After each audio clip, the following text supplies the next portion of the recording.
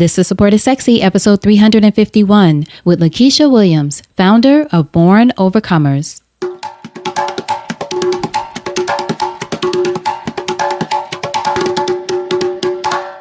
Welcome to Support is Sexy. I'm your host, Elayne Fluker, entrepreneur, author, and founder of Chic Rebellion Media.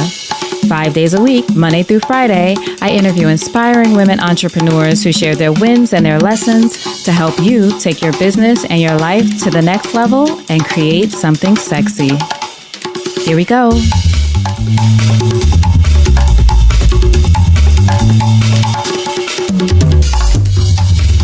Hi, everyone. Welcome to a new episode of Support is Sexy. I'm happy to have you here. It just would not be the same without you. Now, if you are ready to make bold decisions in your business or in your life, but maybe you feel like you need some support and a solid plan to help you move forward, I want you to go to makebраvedecisions.com right now for your free course on how to make brave decisions. Now, speaking of brave decisions and bravery overall, I'm excited about our guest today, LaKesha Williams. LaKesha is the founder of an organization called Born Overcomers, and it is just that. It reminds you that you are born to overcome no matter what you encounter. And I will tell you that LaKesha is so honest with us about her experiences throughout her life in this episode. I always appreciate when women show up their full selves, share their stories so openly on the podcast, and trust me and you with those stories. That said, please note that in this episode, we do discuss sexual assault, sexual abuse, and violence. So I want you to be aware of that in case you're listening in a space where you don't want other people to hear that, or if there's anything that might cause any emotional triggers for you. But LaKesha is so wonderful in sharing her story, and really that it's a story of survival and, of course, overcoming. Now, in this episode, LaKesha also shares everything you've ever been through is for a reason, the power of therapy and why you should never self-diagnose, how to get through those rock bottom moments, how to build a powerful support network, and you'll love her analogy for that, and again, that you were born to overcome. So this is a powerful episode. I know you're going to enjoy it, get a lot from it. So without further ado, LaKesha Williams. So LaKesha, thank you so much for joining us for an episode of Support is Sexy. I'm excited to talk to you. I'm definitely excited to be here. Thank you for having me. Of course. So our first question, when did you first fall in love with entrepreneurship? You know, that's a funny question. I can't say that I'm really in love with entrepreneurship, but the flip side of it is that I love to design and create and launch new things. So on the business side of it, I just love to create new businesses and ideas and create. So my business actually is helping others do just that. Mm-hmm. So it has its pros and cons, but I love what I do. I don't like always having to do paperwork and that type of thing, but I do love helping other people become entrepreneurs. So it's kind of a flip side of it, but that's where my love is. What would you say, or would you say that that's always been a part of you growing up? Like, did you always love to create things? Most definitely. I've written poetry. I paint. It's just a very creative side to me. So when I get a chance now as an adult to create something or to write or to collaborate with someone, that really does. That's where the love comes in. I just love to create and do new things and be innovative. In what ways do you now help other people do that, being creative or creating their own businesses? Well, one of my businesses is called Ministry Motivators. Excuse me. And what we do is help businesses and ministries start from scratch, or we'll come in and help them kind of revamp what they already have and just make it better or add some meat to the bones of their structure. So that's what I do for business now. And I mean, our mission is to help you bring your vision to fruition. Because I find as I talk to different people, especially women, they have this idea. They can see the grand scheme of things, but they don't know how to build brick by brick. are the details of it. So that's really what we do, is help you hash out the details and go step by step on what you need to do and how you should do it to be successful. Mm-hmm. Now, where did you grow up? I was born in North Carolina, but I only spent about the first 5 years of my life there. So in actuality, I grew up in Maryland. We moved to Maryland, in a small town called Temple Hills. And it's kind of urban. It was in the middle of the city, which was D.C., and then Southern Maryland, which was really rural and had farms. So we were right in the middle. So I really enjoyed growing up there. How would you describe yourself as a young person? What was a young LaKesha like? Surprisingly, very quiet, very, very shy. As a young girl, I was bullied a lot because I'm very tall, and I was kind of heavy as well, so I was bullied. So that just had made me have a tendency to be quiet and reserved, which also it was a blessing and a curse, but because also it fostered my creativity. So I love to read, so I would get lost in a book. I love to paint. I love to write. All of those things were kind of fostered because I kind of pulled away because I was bullied. So, like I said, it has its pros and cons, but I was just really shy, reserved, quiet little girl, even through high school until I started playing sports, and then that kind of changed. Mm-hmm. What sport did you play? Basketball. I'm 6'4". Uh-huh. 6'4" is my final height, but of course, elementary, middle school, high school, I was always the tallest one. So once I got to high school, it was like immediately they were trying to get me on the basketball team. I know that's right. I know they were. I played basketball too. I would have loved to have had you on my team. Yes, indeed. So I played basketball in high school. And then I did play on a summer league after high school, but I messed up both of my knees. So that ended that. I enjoyed it because it helped me be active, but I didn't love playing basketball. I didn't love it. You didn't love it. What made you do it though? Did you see it as an out, especially because you mentioned being bullied as when you were younger, or what made you decide to go ahead and do it even though you didn't love it? I actually did see it as an out because, I mean, if you think about it, when you watch TV or when you read books, there's nobody that's on a sports team that's not liked or, not known. Mm-hmm. So I use it as a way to help my social skills, and I use it as a way to help my popularity as well, because I was also on a track team. I did shot put and discus. And I actually won a state championship. So, of course, that boosted my credibility and my popularity. So I used it to leverage that, yes. That's why I love sports for all kids, but for girls especially, too. Just the idea of team and discipline, but then also helping to boost confidence. If sports is something that obviously the child is into, you don't want to force anything. But there's so many opportunities for just a confidence booster. Yes, most definitely it was. And it helped me to be a part of a team, right, and to know that I was needed.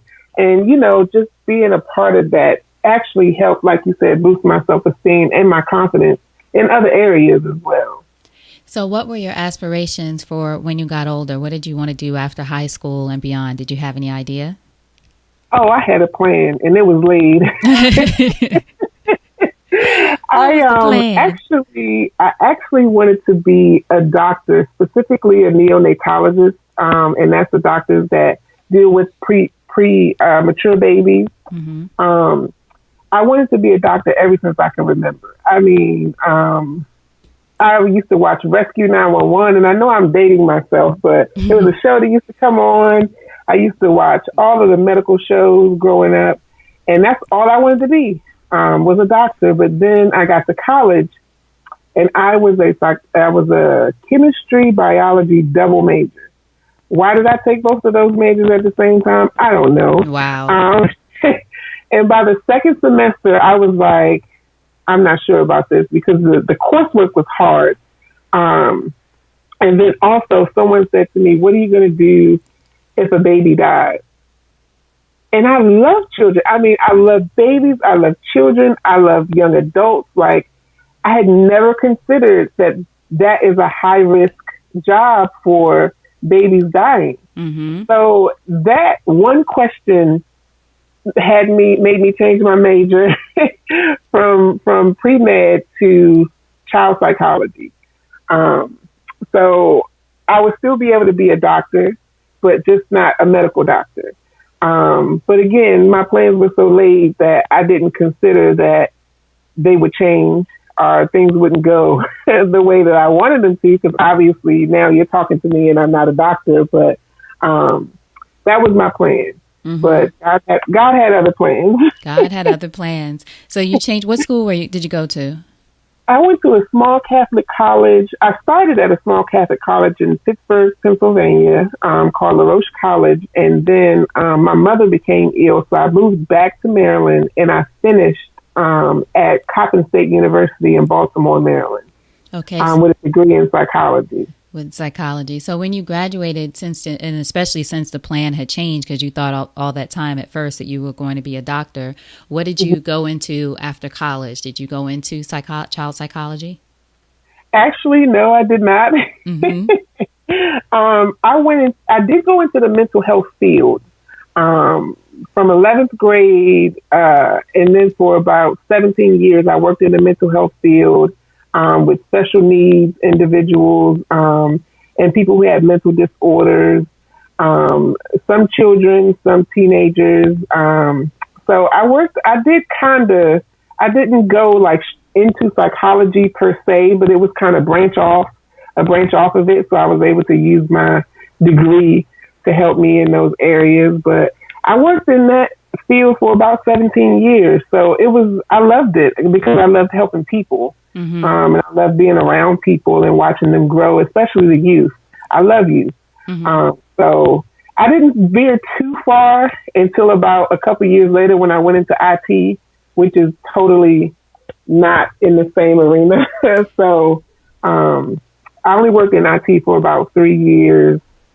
And then I started my own business. So what made you make the transition especially after being in the mental health field for 17 years to IT? Was it just a job change, or did you decide that you wanted to do something different? I've always loved computers. Another piece that I left out was that we got our first computer in 1992. And I was just amazed. I was like, how does this thing work?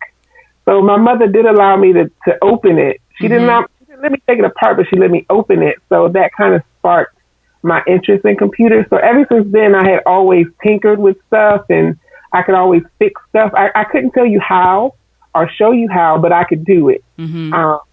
So that's always been there kind of in the background. So when I made the transition, it wasn't hard because it was something I was already doing. I just didn't have any certifications to do it.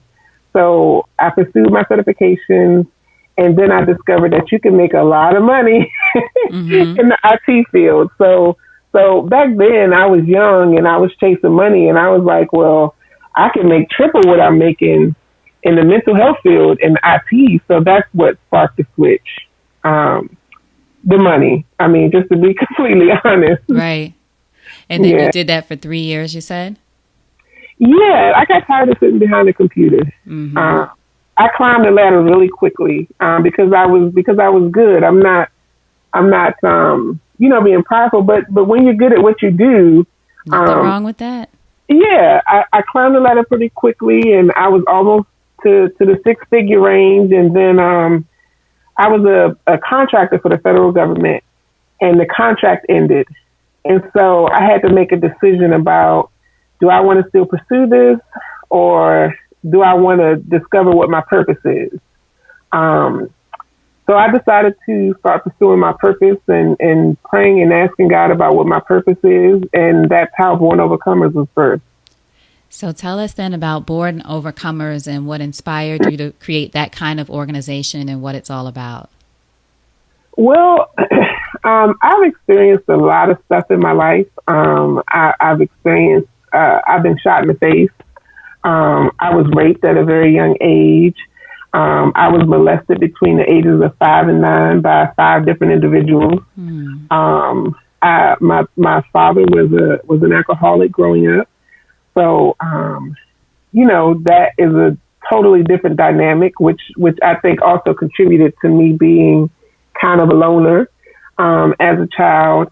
I had very low self-esteem, low self-confidence, all of those things. So when the contract ended, I said, okay, God, you've gifted me in all these different ways, and I can do all these different things, but nothing really fulfills me. Like nothing really brings me joy. Like I love doing it.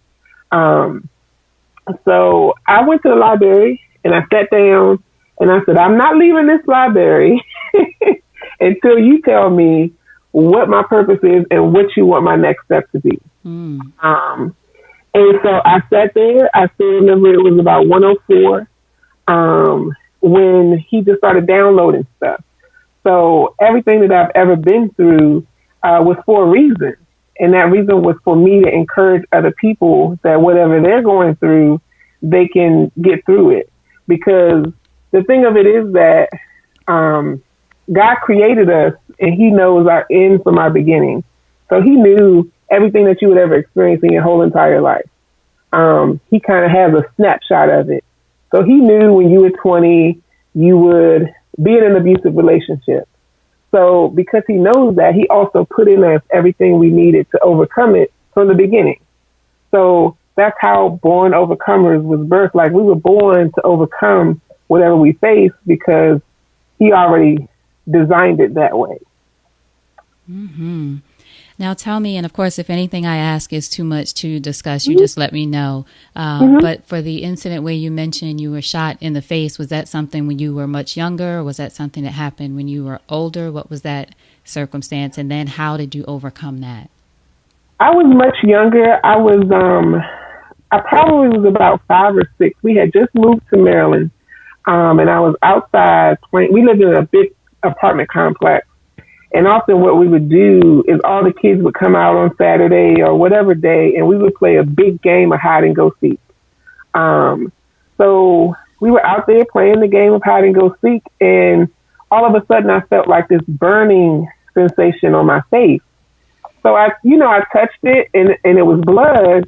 And so I ran home, and my dad, who's a Vietnam veteran, he looked at it. He was like, that really looks like a gunshot. Where was it? Was it in your cheek or in your? In my cheek. In my cheek. Now, I mean, I people always ask me, well, did it hurt? I'm like, I don't remember, because when you're a kid and you're caught up with playing and your adrenaline is going, and I think that helped to numb the pain. Because they took me to the hospital and the doctor said, yes, that's a gunshot. And that was my first surgery ever. They took me into surgery to remove it. And then I came out and, my face was bandaged, and that's pretty much all I remember. I don't even remember the recovery period, to tell the truth, but that was it. I mean. And you till this day, you don't know where it came from. You always probably somebody outside, or who knows where it came from. Yeah, it was just a stray bullet, I guess, but we don't know where it came from. Nobody else was shot or anything. It was just me. So, it's just one of those stories, and I'm just like, well, I don't know how many people can say they survived that. Right. Because there's so much, going on in your face area. I mean, I have my eyes and all my teeth and, just or all in the head, things. yes, or in the temple. I'm still alive. Right. Yeah. So, I mean, it was, I don't know. I can't say that there's a grand story about how I overcame it, but I'm alive. So that's the grand story, I guess. That's the grand story of overcoming. It sure is. And then you mentioned during that time that you were bullied, but then you also experienced sexual abuse during that time. Did you have anyone to turn to during that period, or how did you? And it may still be something that's an ongoing process. How do you feel like you overcame that period of your life? You know what? I can say that it happened between 5 and 9, but I didn't overcome it until I was in my 20s, because I never told anyone. Mm-hmm. So for all of those years, I never told my mother. I never told, a friend, a sibling. I never told it. I just kept it. So I buried it. And was it someone that you knew, or was it someone else? It was a neighborhood. It was a boy from the rape was a boy from the neighborhood. During another day during hide and go seek, and then the molestation was actually relatives, and 3 of which have passed away. So I never told anyone, but it came out because I wrote about it in my journal, and my mother. I left it on the computer and she read it. So she was like, well, is that true? And I was like, I think I was 21 or 22. So we had to have a conversation. And then she said, I think you should seek some type of counseling. So it took me another 8 years to really seek counseling about it, because I was like, I've had it this long, but I didn't realize all the ways that it really was affecting me. Mm-hmm.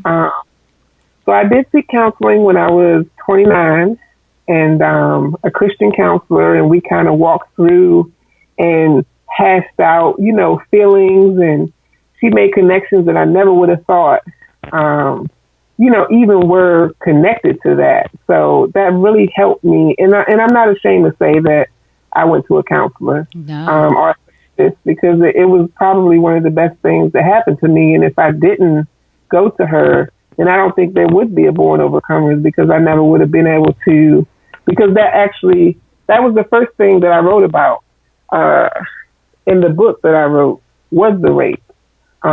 So it kind of was the thing that catapulted me into my purpose. Mm-hmm.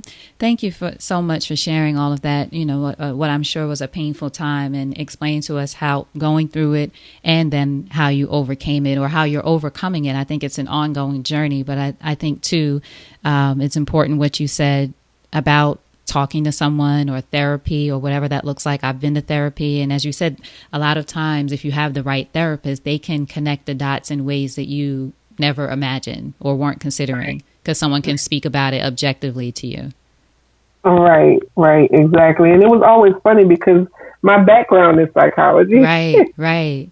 But still having someone from the outside, right? Right. And so you should never self-diagnose, no matter what. But silence, when it's broken, there's freedom there. So it kind of helps to bring some relief. And then also to know that, and whatever it is, domestic violence or sexual assault or bullying or whatever it is, it kind of brings a relief and a resolve. And then also to know that you're not alone. Like, I'm not the only one that experienced that. And unfortunately, I'm not the only one that experienced that in my life. So it also normalizes it. And you don't feel so like a loner. Mm-hmm. So it's very freeing to speak up and speak out. And how would you say, now that you've found your purpose with Born Overcomers, how would you say that you want the organization to help people overcome? It's all about encouraging people and inspiring people. That's a part of our mission, to encourage, inspire, and impact. And the way that I do that is by sharing my story. So I do exactly what my therapist did for me. I help people to realize that they're not alone. And everybody experiences something in their life or goes through something.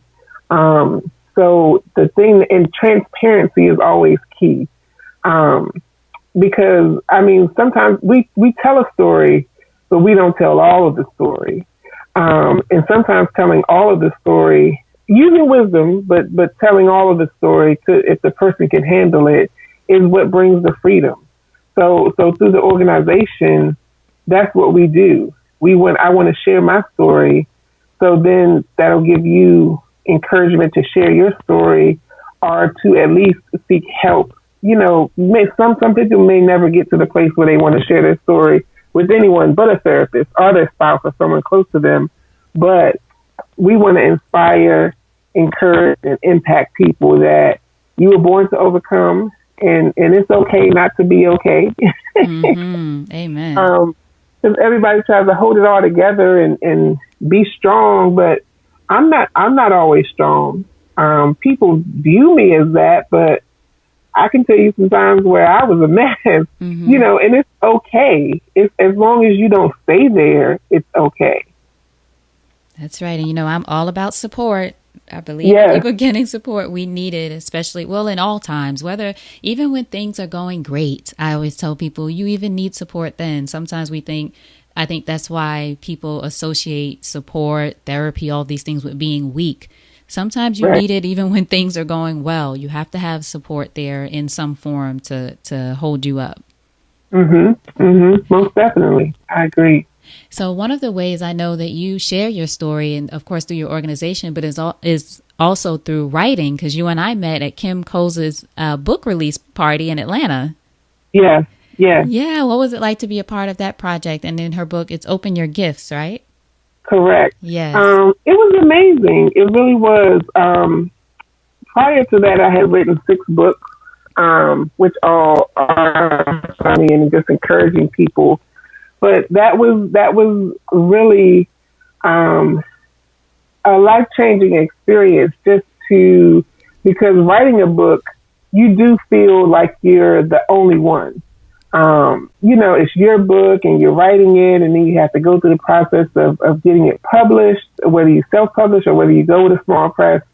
It's still just kind of you, but it kind of changed the dynamic being a part of a collaboration, because you have all of these wonderful women who were a part of the book, all of them who have stories, about overcoming something and about triumph and about self-love and all those things that the book is about. So it brings a whole nother dynamic to writing, because you're like, we're writing this together. And it kind of brings in all the things that I kind of represent about the creating something together and collaborating and having a support system and all of those things. So it was really a great experience to be a part of that. And then also to know that my story will get shared on a larger level. Mm-hmm. And, be able to reach more people, which was awesome for me, because that's what I want. So it was an awesome experience, and it still is an awesome experience, because we've kind of created like a sisterhood, which only has grown my support system. So it's amazing. So what does your support system look like now, speaking of that, overall?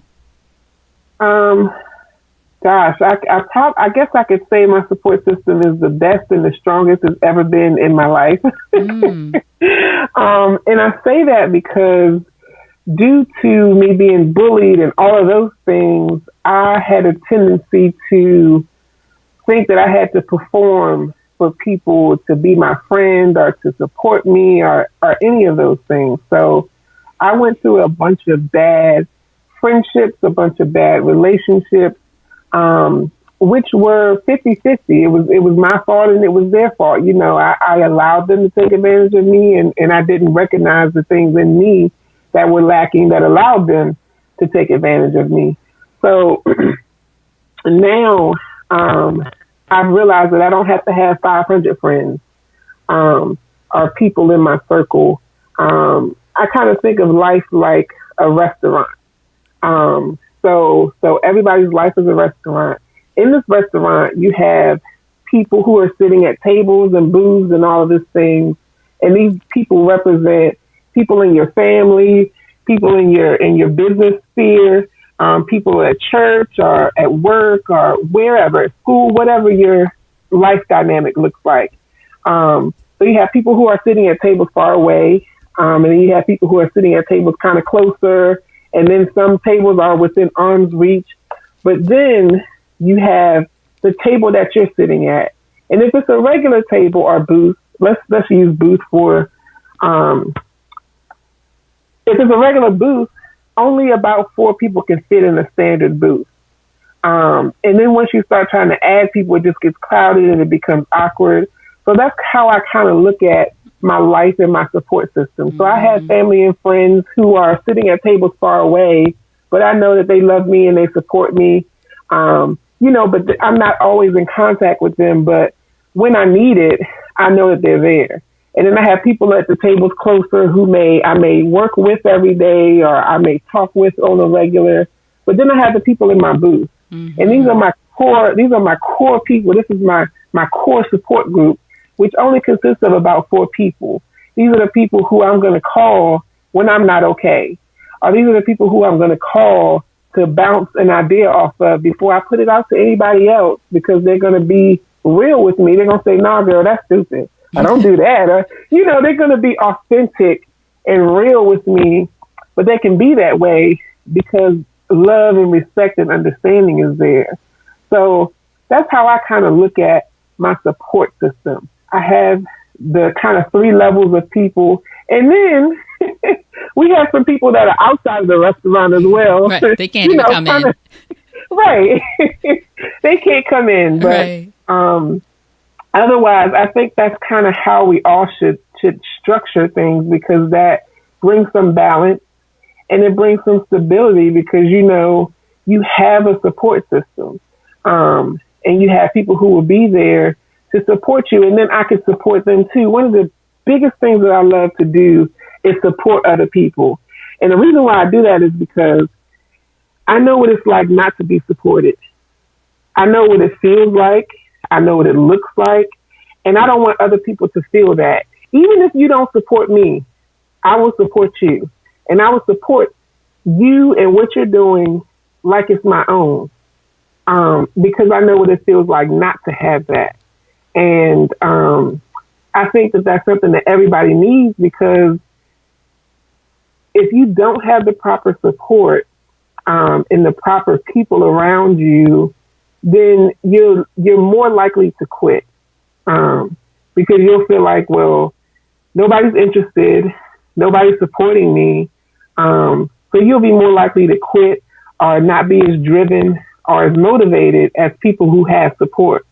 So that's what I think the key thing to support is not quitting. Because if you don't have that support, you're going to be likely to quit. But I'm rambling. No, you're right. I'm sitting here nodding. You're absolutely right. And I love the analogy of the restaurant too. Speaking about who you want to have in your booth. Yes. Everybody can't be in my booth. Everybody can't come. That's what I always say.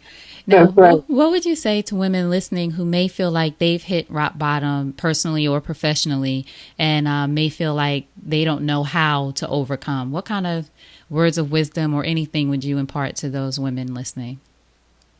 Well, one, I know it's probably said all the time, if you're at rock bottom, you can't go any lower. Number one. Number two is something that I always say, and I don't like to be too preachy, but it works. So something that I always say is that God created the earth from nothing. It was nothing. It was nothing there. So essentially you can say it was at rock bottom. So if God can take nothing and turn it into something, and you feel like you have nothing or you're at rock bottom, to me, that's a really good place to be, because then you will be hungry. You will be eager to learn. You will be eager to listen to others, to people who may be where you want to be. You'll start searching for ways to get from rock bottom. So I think that it's a really good place to be, because your perspective changes, because then you're looking up. And you're trying to say, okay, how do I get from this place? So your motivation and your perspective and all of those things change, because you don't want to stay there. So you're going to do whatever you have to do to move from there. So I think it's a really good place to be. I've been there. So I'm kind of speaking from experience. It's a good place to be, because then everything changes. So when that change comes and you're sick and tired of being sick and tired, because for us, for women especially, when you're sick and tired of being sick and tired, that's normally when it's almost like a fire is lit under your bottom. And you're like, I got to move. I got to do something. I got to change something. I got to go back to school. I got to learn a trade. I got to Google how to do this. I got to read a book. That's when you get motivated. Good advice. Thank you. Now, what would you say that entrepreneurship has taught you about yourself as a woman? I'm very resourceful. I think all women are, but being an entrepreneur has kind of activated something in me that I never knew was there. That was always there, but I never paid attention to it. I can be very resourceful. I can get things done really quickly.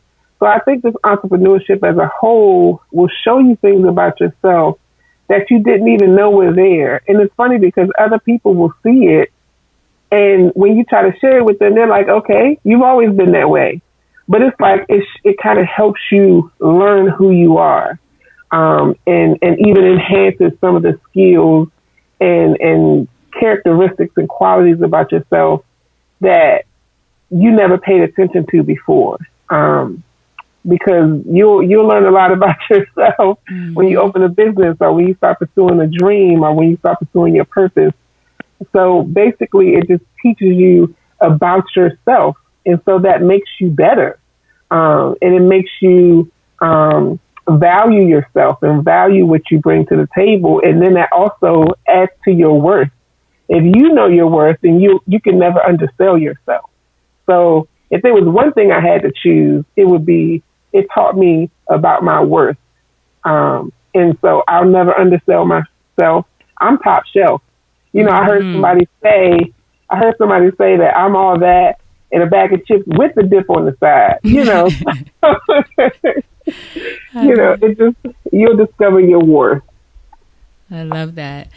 Now, in closing, LaKesha, if you think over your life and career, and you had the chance to thank only one person whose support was critical to you personally or professionally, who would that be and what would you say? Oh, man. Just one person. I think it would definitely have to be my mom. Because no matter what, she has always believed in me. Even if she was skeptical about what I wanted to do or what I was doing or how I was doing it, she always believed the best in me. And having someone like that is like, it's like having a battery that's always charged, because you're always going to be motivated and you're always going to want to move forward when you have someone that believes in you.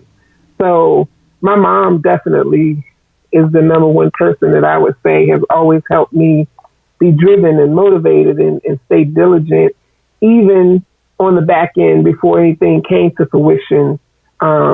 And then when it comes to fruition, it's like those people who supported you and believed in you can rejoice with you then. So I would definitely say my mom. Excellent. Now tell us how we can support you, the website, social media, anything you want us to know. Of course, I'll have links to everything, but just so people can hear how to get in touch with you and find out what you're up to. Sure. The Born Overcomers website is just that, www.bornovercomers.com. From that website, you can access Born Overcomers social media, which is Born Overcomers. It's either at Born Overcomers or Born Overcomers on Facebook. You could also access me from that website. There are different tabs. You can find out where I'm going to be, what I'm doing, what I'm up to. You can also, there's a shop there on the website. You can see all the different books that I've written and some of the gear that I have out and what's coming up next. Yeah, I like your T-shirts. Thank you. Thank you. We're actually working on something new, which is going to be another book that's coming out in the spring called The Nevertheless Life. So I'm really excited about that. And then also you can access the business as well, Ministry Motivators. There's a tab there that you can learn, what we do and how we do it, and contact us if you want help with that. So it's all in one central location. And then all the social medias are attached to the pages as well. So it's all bornovercomers.com. You can find out everything you need to know about the ministry, about the business, and about me as well. Fantastic. And your books and all of your books are there too. Yes. Wonderful. Yes, Do you self-publish or you work with a publisher? I do self-publish, and that has its pros and cons, but in the end, it's been very fulfilling. It's been a lot of work, a lot of footwork. Yeah, that's a lot of that's a prolific amount of books. You have what, 6? This will be book number 7. Yes. Fantastic. I love it. Definitely. Yeah. So thank you so much, LaKesha. I appreciate you. And it was great meeting you at the event and just learning more about you and hearing your story. And I appreciate you being really open with us and sharing everything that you've gone through and how you've overcome it. Most definitely. I just appreciate you for having me on today, and support is definitely sexy. Yes, it is. Now, before you go, what's a parting piece of advice from you to our listeners about anything? I would just want to encourage those who are listening that no matter what your past is, no matter what your current situation is, God holds your future, and you were born to overcome it. That's right. LaKesha Williams, thank you so much. Hold on for a second. Mm-hmm. All right. I hope you enjoyed that conversation with LaKesha. LaKesha, thank you so much again for sharing so openly, telling us your story and telling us about being born overcomers and being an example of a born overcomer. Now, for all of you ladies listening, if you want to find out more about LaKesha, about her books, about the book that she's in with Kim Coles, and to find out more about Born Overcomers, make sure to go to supportissexypodcast.com and just search LaKesha, LaKesha. Her show notes page will pop up with all of the links, all of the resources, and ways to get in touch with her. Supportissexypodcast.com and just search LaKesha. Thank you so much for being here. You know, I appreciate you. I appreciate you creating a space with me for these women to share their stories. It is so powerful, more than you know, or maybe you do know, but I just want to celebrate you and the fact that you join me in creating space for these women. Now, one of the things that is part of my adventure really for next year that I'm so excited about and I want you to be a part of is that I am traveling the world to 12 countries in 12 months as part of a program called Remote Year. And I want you to go listen to episode 342 where I tell you about that, the fact that daydreams really do come true because traveling the world has been a dream of mine for a long time. But here's the thing, we are going to take Support is Sexy Global. I already interview women entrepreneurs all around the world from my home studio, but now we're traveling to these countries and we're going to interview women entrepreneurs in those countries. The thing is, I want you to be a part of it. So go to GoFundMe.com/Elayne Fluker. That's GoFundMe.com/Elayne Fluker and see how you can contribute, how you can become a producer, how you can share the campaign in order to let other people know about this mission. I really want you to be involved, whether you contribute or again, whether you share. GoFundMe.com/Elayne Fluker. Find out how you can help take Support is Sexy Global. Women all over the world need to share their stories, especially women entrepreneurs who are creating something incredible and creating something sexy, as we always say, in the world. All right. So thank you again so much for listening. I appreciate you being here. It would not be the same without you. So until next time, you know what to do. Go out there and create something sexy, and I'll talk to you soon. Take care.